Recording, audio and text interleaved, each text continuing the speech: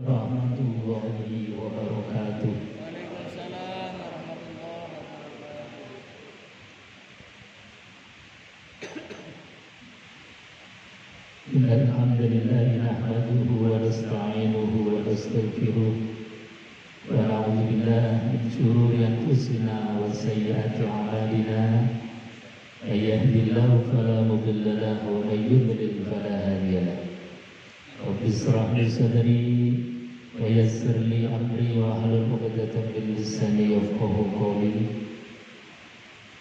Qala Allah ta'ala fi kitabil karim wa huwa asdaqul qailin. A'udzu billahi as-sami'il 'alim minasy syaithanir rajim. Bismillahirrahmanirrahim. Qul sadaqallah fattabi'u millata Ibrahim hanifa wa ma kana minal musyrikin. Sadaqallahul 'azim wa sadaqa rasuluhul karim wa nahnu 'ala dzalika minasyahidin walhamdulillahi rabbil alamin. Ingkang kula hormati sedaya pejabat utama Akpol serta semua personil Akpol yang hadir di majelis yang mulia ini, majelis sarapan pagi rohani kita, yang mudah-mudahan dengan kita hadir di tempat yang mulia, di majelis yang mulia, sarapan bersama, rohani kita menjadi sehat, rohani kita menjadi kuat, rohani kita insya Allah kembali kepada Allah Subhanahu wa Ta'ala dalam keadaan ya ayyatuhan nafsul mutmainnah. Kita kembali kepada Allah dalam keadaan ruh hati yang tenang insya Allah. Tidak tahu nanti akhirul kiram Ustazah Nur Rahmat yang dimuliakan Allah Subhanahu wa Ta'ala, Bapak Ibu jemaah yang dimuliakan Allah. Pertama dan yang paling utama tentu tidak ada kalimat yang patut kita ucapkan kecuali rasa terima kasih, matur nuwun, bersyukur kepada Allah biqaulina alhamdulillahi rabbil alamin.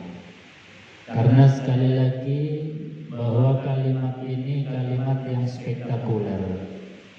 Ketika kita ucapkan maka langsung kita mendapatkan stempel dari Allah Subhanahu wa Ta'ala. Langsung mendapatkan status dari Allah min jumlatis syakirin, termasuk orang-orang yang ahli syukur, termasuk orang-orang yang ahli berterima kasih. Maka barang siapa yang berterima kasih kepada Allah, rumus pastinya la azidannakum, pasti nikmatnya, keberkahannya akan ditambah oleh Allah. Mudah-mudahan nikmat kita selalu diberikan tambahan terus oleh Allah. Amin ya rabbal alamin. Kedua kalinya salawat dan salam kita haturkan keharibaan baginda Nabi besar Muhammad sallallahu alaihi wasallam, uswah hasanah, contoh teladan yang paripurna. Tidak ada dari kehidupan Rasulullah sallallahu alaihi wasallam yang tidak bisa dicontoh. Dari mulai bangun tidur sampai menjelang tidur, bahkan tidurnya Rasulullah sallallahu alaihi wasallam pun kalau kita meniru, mencontoh apapun yang dilakukan beliau, ucapannya, perbuatan itu menjadi ihya'us sunnah, menghidupkan sunnah, dan kita mendapatkan pahala dari Allah. Amin Allahumma amin. Bapak Ibu jemaah yang dimuliakan Allah, sebentar lagi kita akan memasuki bulan Zulhijjah, bulan di mana banyak amalan-amalan ibadah yang kita ittiba, mencontoh, mengikuti, napak tilas dari perjuangan dan gelaran hidup baginda Nabiullah Ibrahim alaihi salatu wassalam. Karena memang mengikuti tapak kaki, jejak hidupnya Nabiullah Ibrahim itu bagian yang diperintahkan oleh Allah. Dalam Al-Quran Allah perintahkan kepada kita, qul, katakanlah wahai Muhammad, sadaqallah, maha benar Kalau Allah mengangkat kisah, maka kisahnya bukan hoax, kisahnya bukan hayalan. Dan ketika Allah mengangkat kisah hidup Nabiullah Ibrahim itu, maka kisahnya disifati oleh Allah, Shadaqallah, Maha benar Allah. Kisah yang diceritakan Allah pasti benarnya. Untuk apa? Agar kita mengambil ibrah pelajaran, tadabbur, apa yang bisa dipetik untuk kehidupan kita, apa yang bisa menjadi obat di dalam kehidupan kita, baik individu, kehidupan kita berkeluarga, maupun kebutuhan kita dalam masyarakat. Itu bisa kita ambil resepnya dari kisah-kisah yang diangkat oleh Allah, termasuk kisah dari baginda Nabiullah Ibrahim alaihissalatu wassalam. Makanya Allah perintahkan, qul, katakanlah wahai Muhammad, shadaqallah, maha benar Allah atas segala apa yang dikisahkannya. Kemudian Allah perintahkan, fattabi'u millata Ibrahim hanifa. Ikutilah wahai Muhammad apa yang diikuti millata Ibrahim, yaitu jalan hidupnya Nabiullah Ibrahim alaihissalatu wassalam. Kenapa harus diikuti? Hanifa, karena jalan hidupnya beliau itu lurus-lurus saja, gak neko-neko.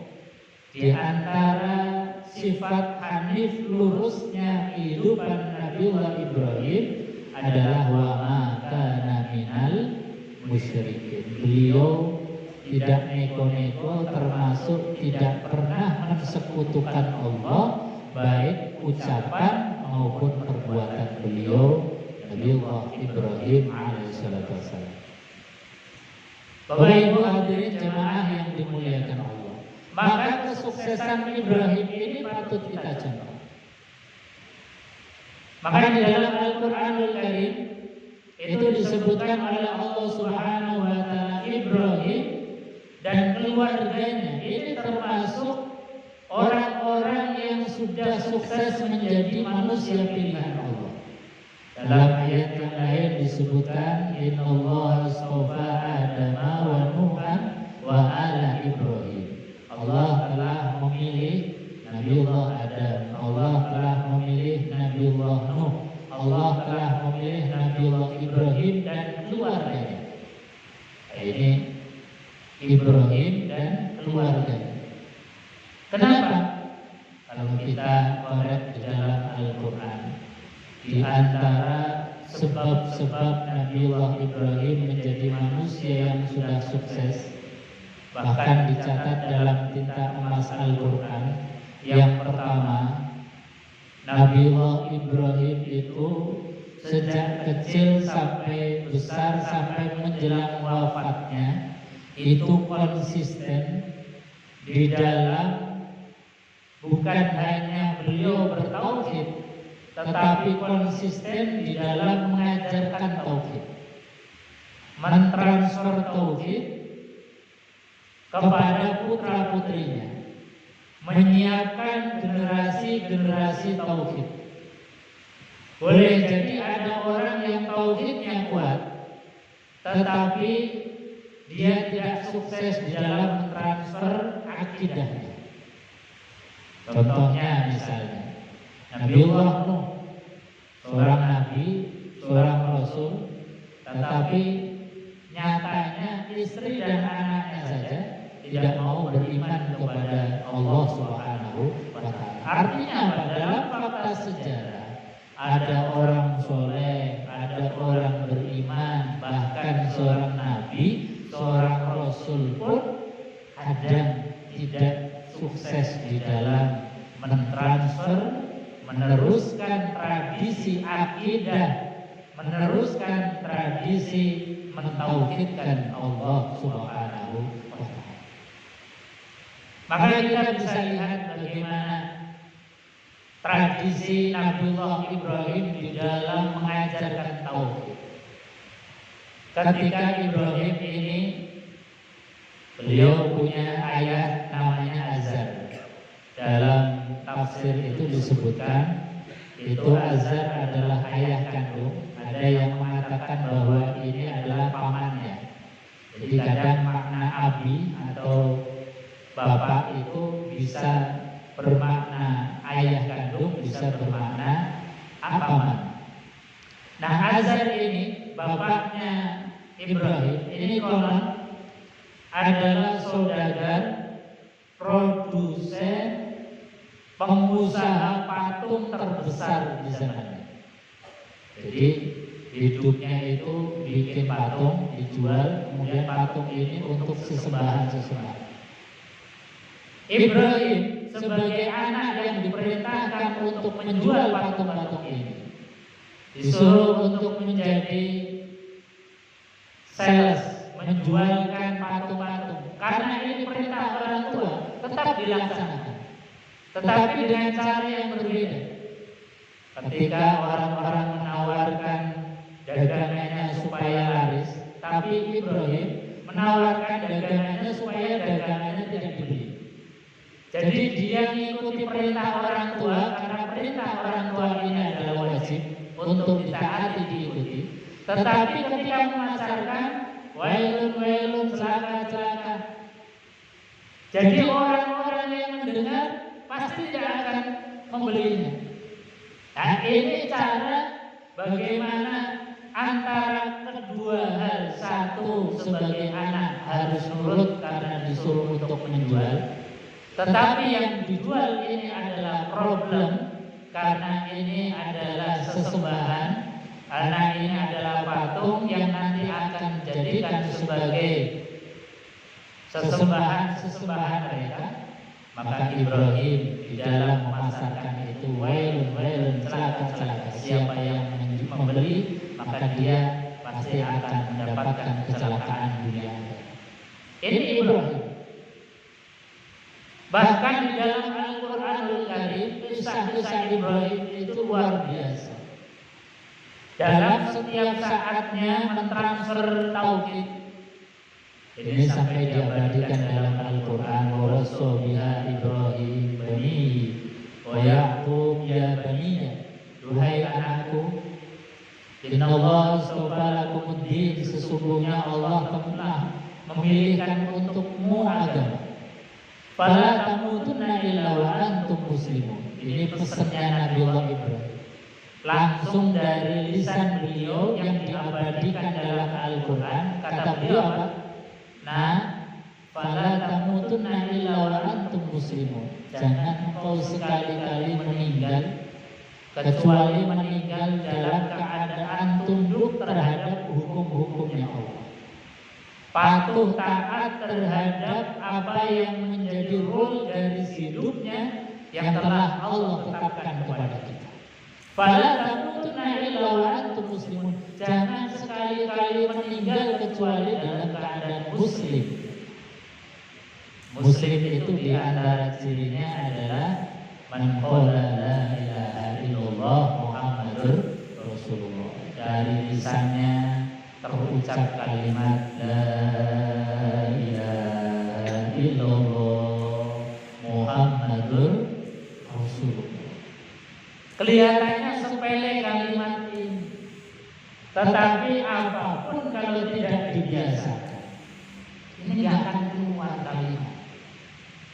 Karena orang bisa, anak biasa, orang terbiasa mengucapkan la ilaha illallah, nanti pun di akhir hayatnya tetap akan mengucapkan kalimat ini dengan mudah. Ya, ada contoh kemarin 15 Syawal, Abah Kaula ya Tafsir Abdul Jalil itu meninggal dunia. Itu beliau di semasa hidupnya itu ya guru ngajar ngaji. Yang ngaji tafsir Jalal, yang ngaji kitab-kitab kecil. Itu di akhir hayatnya meninggal malam, paginya itu masih minta diambilkan kitab tafsir Jalal. Meskipun beliau sudah tidak bisa melihat karena sejak bulan Rajab yang lalu itu beliau ditakdir meripat penglihatannya belas tidak bisa melihat. Tapi siang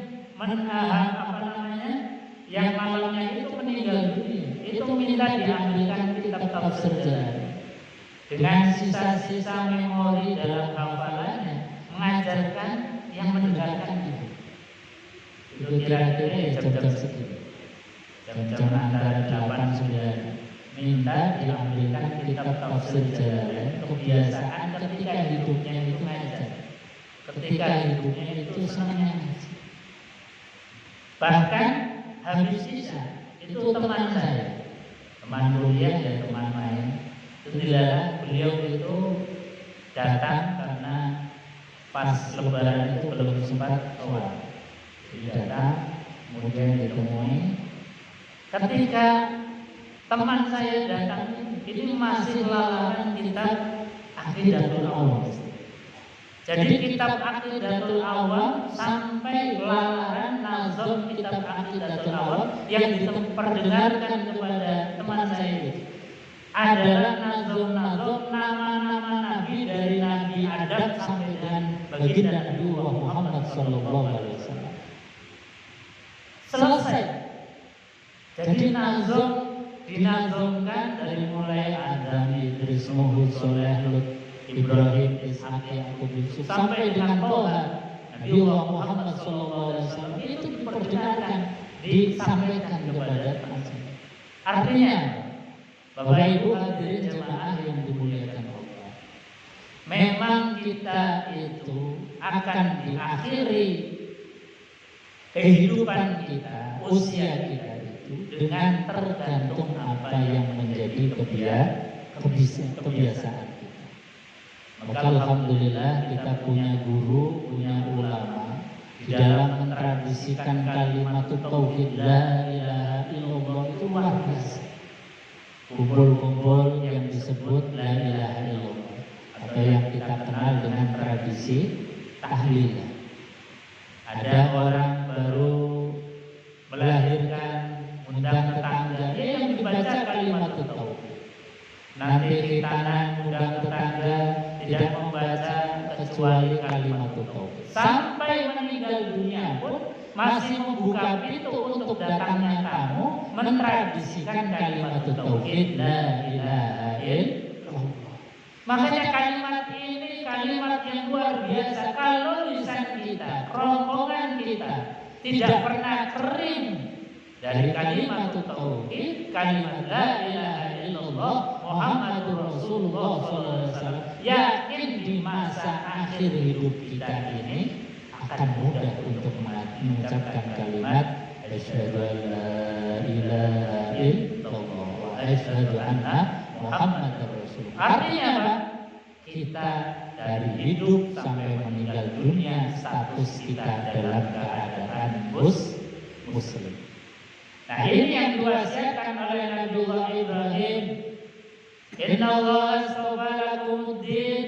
Nah, Allah telah memilihkan agama untukmu. Fala tamutunna illa wa antum muslimun. Jangan sekali-kali meninggal kecuali ada kalimat la ilaha illallah Muhammadur Rasulullah.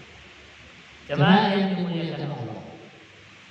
Sampai pun putra-putra beliau, ada Nabi Ishak, ada Nabi Yakub, pun sama mengajarkan yang demikian. Bahkan dalam keadaan nazar apa? Sakaratul. Kira-kira sakaratul maut itu gampang atau susah? Sakit atau enak? Sakaratul maut itu digambarkan oleh baginda Nabi Muhammad SAW, sakitnya luar biasa. Kenapa orang itu kadang-kadang kita lihat bapak kita, orang tua kita, saudara kita ketika meninggal dunia itu tidak kelihatan sakit memerang-rang.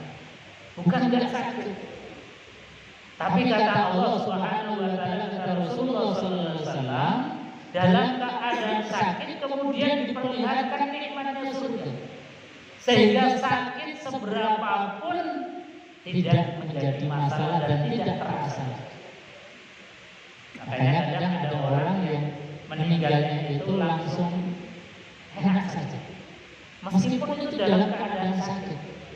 Karena kata Rasulullah, setiap orang yang nazar sakaratul maut itu pasti sakitnya luar biasa. Cuman kadang-kadang tadi dipertontonkan filmnya surga, gambaran nikmatnya surga, sehingga apa? Sakit yang dideritanya nggak terasa. Saya kasih gambaran sakit yang tidak terasa. Itu ada cerita di dalam Al-Quran, namanya Zulaikha. Zulaikha itu perempuan yang kesengsem dengan kegantengan Nabiullah Yusuf alaihissalam. Karena beliau ini kemudian senang dibully oleh ibu-ibu sosialita zaman itu. Ada perempuan sudah punya suami kok kemudian nyenangi berondong kalau bahasa sekarang. Jadi nyenangi berondong.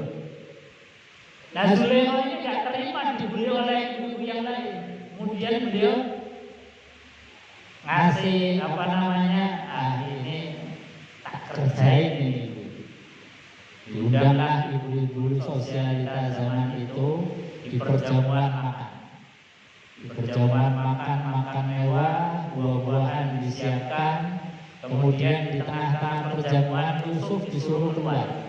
Nah, ketika ibu-ibu ini lagi mengiris buah-buah yang akan dimakan, ini kalau bahasanya ibu sekarang mungkin mau ibu doblong, melihat gantengnya Nabi Yusuf ini nggak terasa, sampai jari jemarinya ini teriris, tergores, bahkan berdarah-darah, tidak terasa. Karena apa?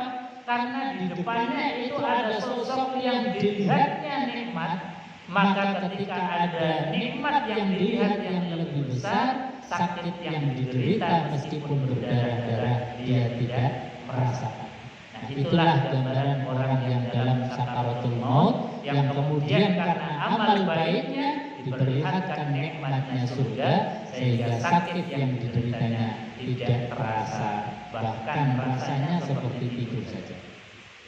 Nah, Nabiullah Ya'qub alaihissalam dalam keadaan sakaratul maut ini, karena memang bimbingan dari eyangnya, bapaknya, yang seorang nabi, seorang rasul, eyangnya yaitu Nabiullah Ibrahim.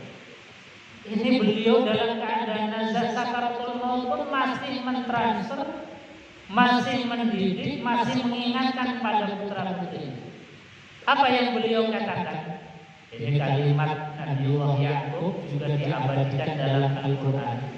Kita bisa baca, beliau mengatakan, "Ma ta'buduna min ba'di." Duhai anakku, apa yang akan kau sembah min ba'di selepas ayahmu ini tidak ada. Kalau sekarang bapakmu, ibumu masih ada yang mengingatkan. Kalau engkau enggak sholat, bapak ibu masih mengingatkan. Kalau kalian malas-malasan untuk ibadah, orang tua juga masih mengingatkan.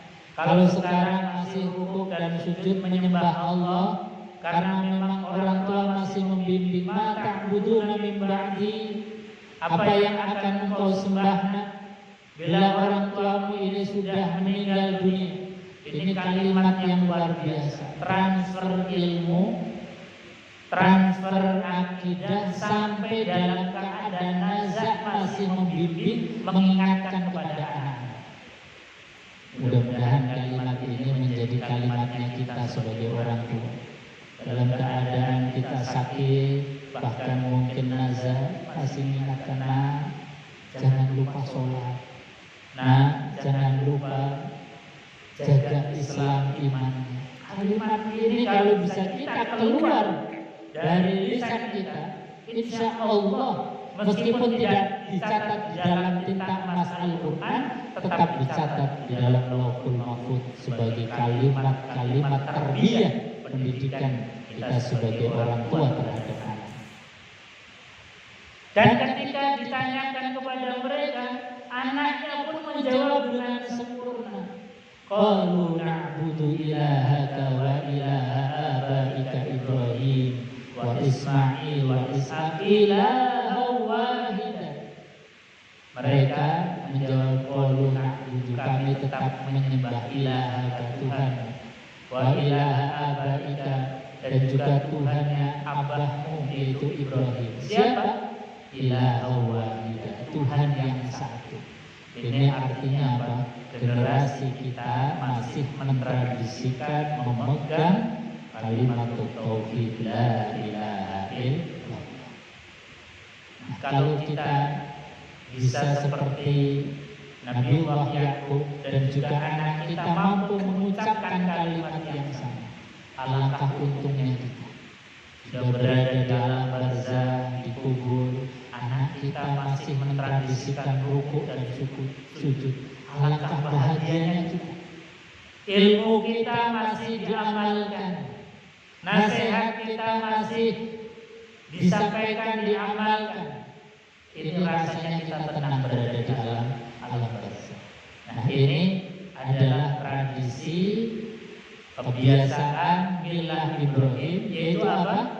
Nabiullah Ibrahim menanamkan kalimat tauhid dengan sempurna kepada putra-putrinya, zuriyah keturunannya, sampai mereka memegang tauhid sampai meninggal dunia, meninggal dalam keadaan muslim. Bapak Ibu hadirin jamaah yang dimuliakan Allah. Kemudian contoh juga dari baginda Nabiullah Ibrahim. Nabiullah Ibrahim alaihissalam di dalam mendidik keluarga, ini senantiasa beliau dengan cara-cara persuasif, cara-cara dialogis, tidak kemudian merasa dirinya benar, kemudian memaksakan kepada anak. Nah, ini yang mungkin kita perlu belajar banyak. Kadang kita merasa benar, apalagi nuwun sewu sebagai aparat. Pokoknya anak harus ikut apa yang menjadi kemauan kita. Ya, kalau pas sesuai dengan passion anak kita. Anak kita itu kan ditakdir, dicipta oleh Allah dengan karakter pribadi, passionnya masing-masing. Tidak bisa kemudian apa yang menjadi keinginan, kemauan orang tua kemudian harus diikuti dengan tanpa adanya reserve, tanpa adanya bantahan. Ini salah besar. Ibrahim alaihissalam ini mencontohkan kepada kita mentradisikan dialog, mentradisikan bermusyawarah terhadap keluarga kita. Ketika Nabiullah Ibrahim alaihissalam mendapatkan mimpi mendapatkan wahyu dari Allah Subhanahu wa Ta'ala. Yang wahyu itu berupa perintah menyembelih anaknya, yaitu Nabiullah Ismail. Inni arau fil manami anni azbahuka fanzur madza tara. Nabiullah Ibrahim yakin bahwa ini adalah wahyu, mimpi ini adalah benar adanya. Tetapi ketika dalam pelaksanaannya, ini Nabiullah Ibrahim tetap minta pendapat, masukan, saran dari putranya. Kata beliau, fanzur madza tara Ismail, saya tadi malam bermimpi menyembelih kamu. Fanzur madza tara, apa pendapatmu? Anak mau disembelih masih dimintai pendapat. Ini kan luar biasa. Padahal Allah nggak perintahkan untuk musyawarah. Andai kata Ibrahim kemudian langsung ngajak Ismail suatu tempat kemudian langsung menyembelih, sah saja, nggak disalahkan oleh Allah Subhanahu wa Ta'ala. Memang perintahnya, inni arau fil manami anni azbahuk, aku menyembelih kamu dalam mimpi. Tapi apa yang dilakukan oleh Nabiullah Ibrahim? Fanzur madza tara, apa pendapatmu? Hanya kita dalam mencontoh, meniru Nabiullah Ibrahim dalam kehidupan kita, mendidik istri, anak-anak kita, kedepankan fanzur madza tara. Misalnya kita punya anak putri adalah belum berhijab, Maka dialog saja, nak, kenapa engkau belum berbicara? Apa susahnya? Kemudian apa? Coba dalam pendekatan hati itu teteskan air mata di hadapan anak kita. Nah, kenapa kamu susah untuk sholat? Anak kita nasihati, kita dialog apa yang menjadi kendalanya. Teteskan air mata di hadapan anak kita. Maka satu tetes air mata akan bisa meluluhkan dari hati yang membeku. Jangan kita kedepankan ego, tapi tadi kedepankan dari hati ke hati. Insya Allah, kalau hati kita nyambung dengan hati anak kita, tidak ada sekat di dalam nasihat-nasihat kita. Insya Allah, mudah-mudahan apa yang menjadi contoh teladan dari baginda Nabiullah Ibrahim alaihissalam bisa menjadikan kita sukses di dalam pribadi kita, keluarga kita, dalam masyarakat. Insya Allah kita akan dikumpulkan bersama para nabi, para rasul di surganya Allah. Amin. Allahumma amin. Mari kita tutup dengan berdoa, bermunajat kepada Allah Subhanahu wa taala. Mudah-mudahan kita diberikan tetap iman Islamnya sampai akhir hayat, diberikan keluarga yang sakinah, mawaddah warahmah, diberikan anak yang soleh dan solehah. Amin ya rabbal alamin. Allahumma fasholli wa sallim ala sayyidina Muhammad fil awwalin wal akhirin wa sallim wa radiyallahu ta'ala kulli sahabati Rasulillah ajma'in. Alhamdulillahi rabbil alamin. Hamdan syakirin, hamdan na'imin, hamdan yuafi ni'amahu wa yukafi mazidah. Ya Rabbana lakal hamd kama yanbaghi li jalali wajhikal karim wa 'azimi sultanika. Ya Allah, matur suwun, terima kasih atas segala karunia, nikmat, taufik dan hidayah ya Allah. Nikmat yang tidak terhingga ini kadang-kadang kami berterima kasih, berjangka, bercara, dan bisa dihitung dengan jari ya Allah.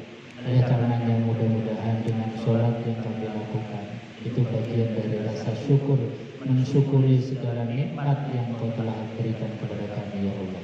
Rabbana ighfir lana wa li walidayna warhamhuma kama rabbayana shaghira. Ya Allah, ampunilah kami, ampunilah kedua orang tua kami ya Allah. Sayangilah mereka sebagaimana mereka menyayangi kami di waktu kecil. Rabbana hab lana min azwajina wa dzurriyyatina qurrata a'yun waj'alna lil muttaqina imama.